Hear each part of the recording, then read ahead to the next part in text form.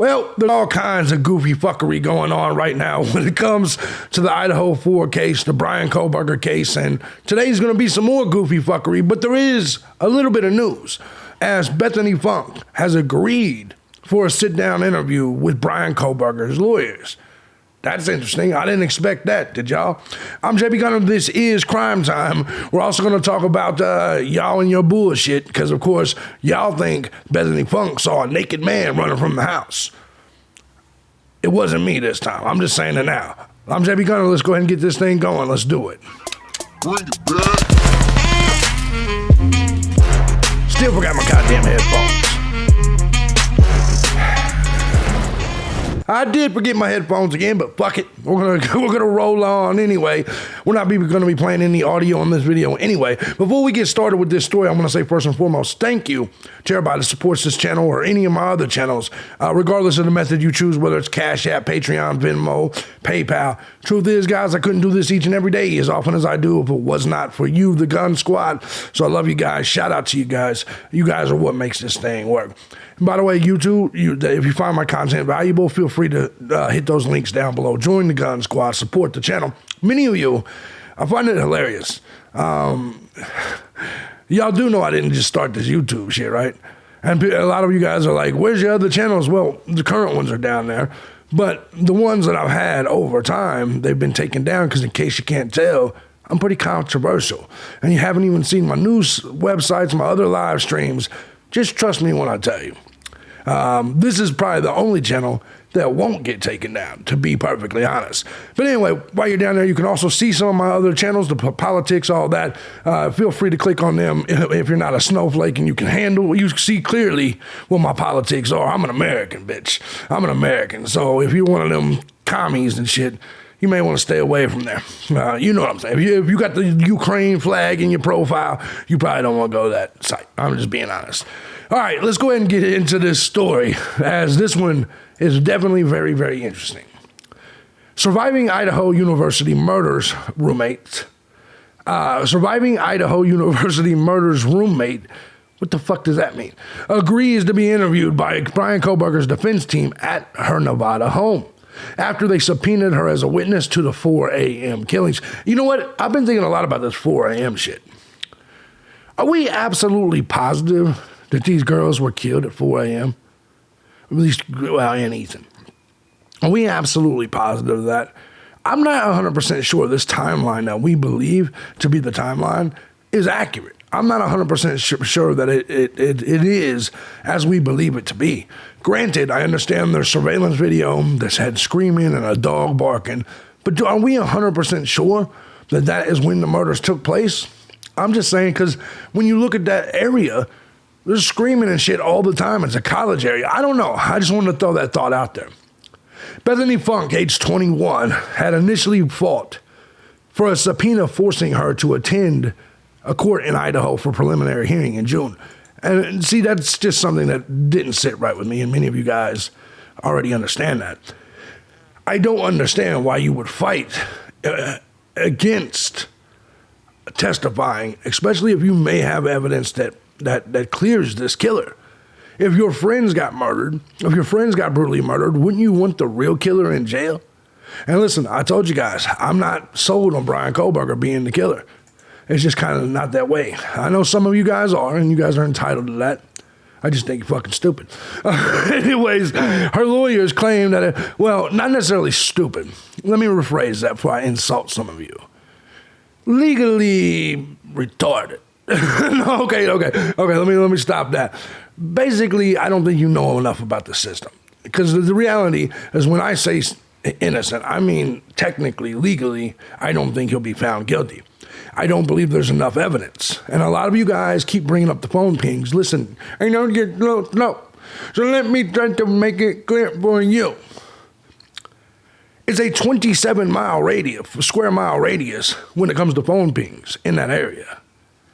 You understand Bryan Kohberger only lived 8 miles away from these kids. You understand that he probably pings on those towers every single day, all the fucking time. Stop texting me while I work. Do you see my point? So the phone pings doesn't mean anything. And the knife sheath, I'll give you that. That's all you have is touch DNA, which isn't even necessarily touch DNA, and then ancestral DNA, which it's not even necessarily. There's a lot of people that fight against that science. I'll just leave it there. All right. So anyway, I just don't think there's enough here. It's all circumstantial evidence. Her lawyers claim that it was not meant to be a mini trial and she should not have to travel from Nevada. It's not that fucking hard to travel from Nevada, to be honest. If you can pay for a lawyer, you can pay to travel to Nevada. I mean, from Nevada to Idaho. It's really not that far. So for some reason, she just definitely did not want to testify. But I have to admit, if she's willing to sit down with the defense, I think it's a good step. So we will possibly see what she knows. But I will be honest here. What this tells me is that it may not be much. Because if the defense doesn't want her testimony to necessarily be like under oath, that must mean that she doesn't have anything really that valuable to Bryan Kohberger. I know that the motion said she had evidence that could exonerate him, but if she really had that kind of evidence, wouldn't you want it done in the courtroom? Why would you, do you see what I'm saying? Wouldn't you want that evidence presented in court? Why would you? Maybe they're just taking what they can get because they don't want this case delayed again. That's probably it. But to me, this feels weak. If you're like, we'll just go interview her, this is not good news for Bryan Kohberger, in my honest opinion. Unless they believe that they can get down there and get information that they can then present to the judge. I'm just saying, it doesn't look good because if I thought she had information that could exonerate my client, I would want that in court as soon as possible in June. Just my take on it. I don't know what you guys think. But anyway, so Bethany Funke will meet with her lawyers for Bryan Kohberger at her home in Reno, Nevada, after trying to argue that she should not have to testify during the various court hearings. Criminal Justice Major Kohberger is accused of killing blah, blah, blah. You already know this. Court documents earlier this week revealed that Funke's lawyers were arguing that she should not have to testify at the prelim hearing in June or for the duration of the trial.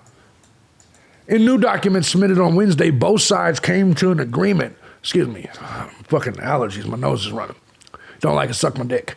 Both sides come to agreement that the defense would go to Funke for an interview in Nevada, dismissing a subpoena they issued on April 11th. So the subpoena is now gone. God damn, that's an ass. God damn.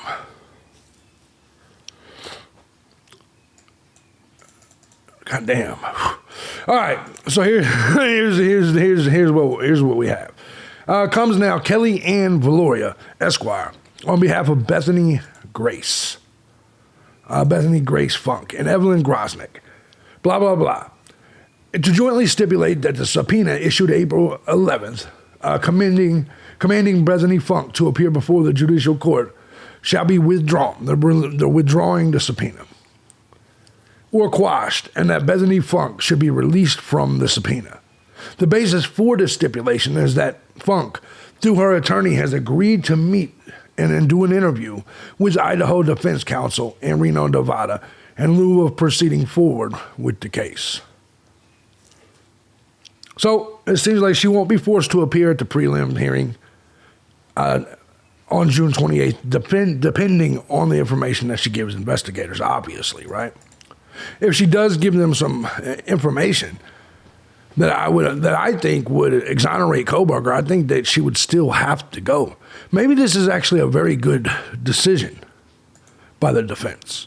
Because if you can get that information now, therefore, when you go to preliminary trial, you'll have it, your preliminary hearing, you'll have the information, you can present it, and you can still subpoena her again because now you know the information.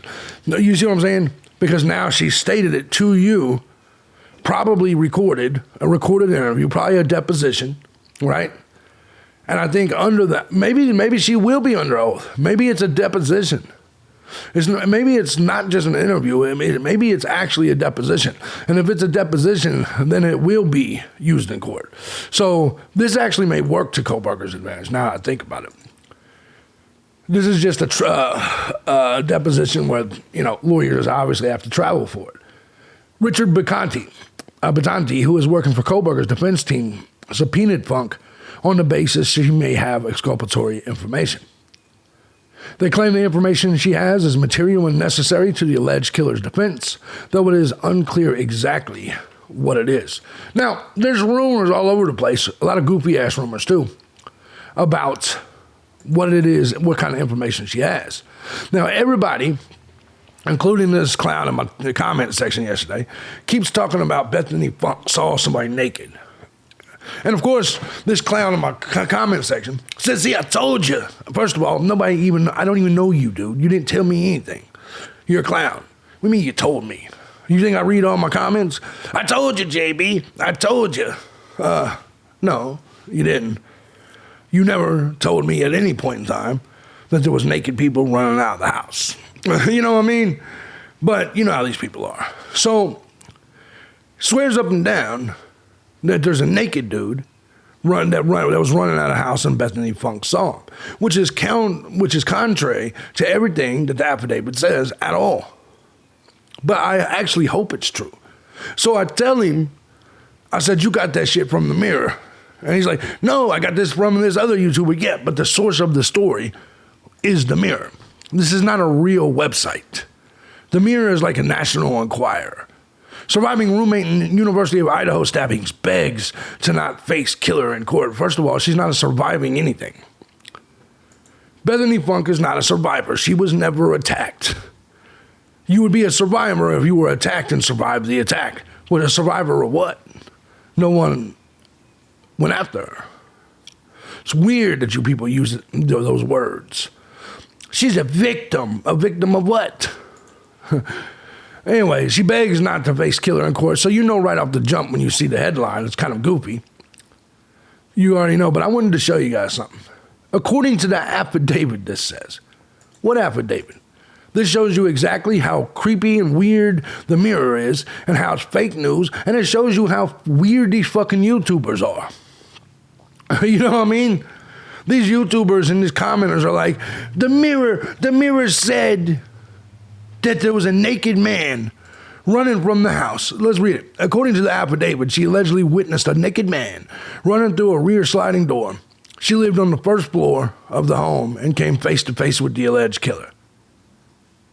Okay, I want you to see how goofy this is. According to the affidavit.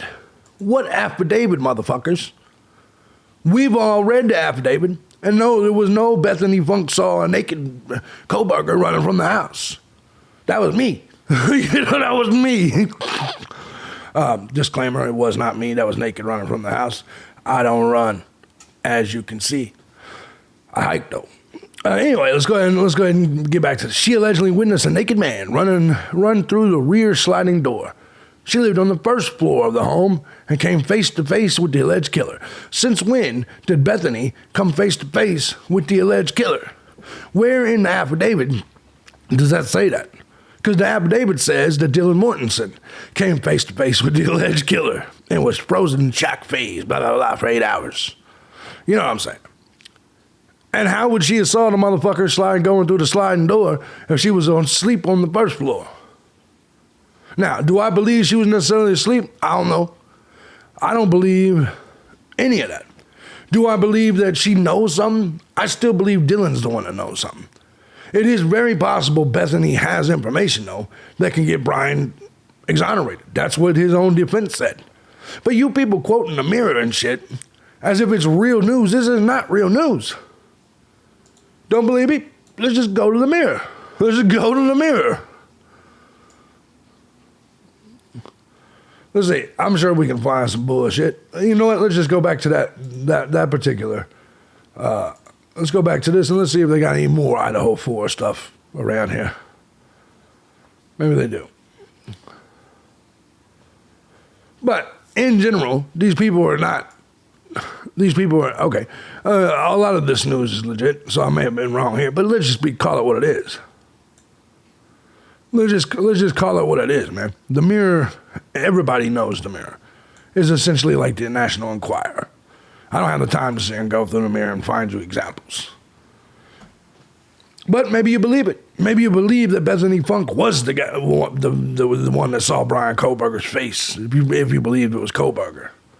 Maybe there really was a naked man running out. I hope so. Yeah, I hope there was a naked man running out because because for two reasons. If she did testify to that, or if she did say that, then that completely counters what it was Dylan Mortensen said.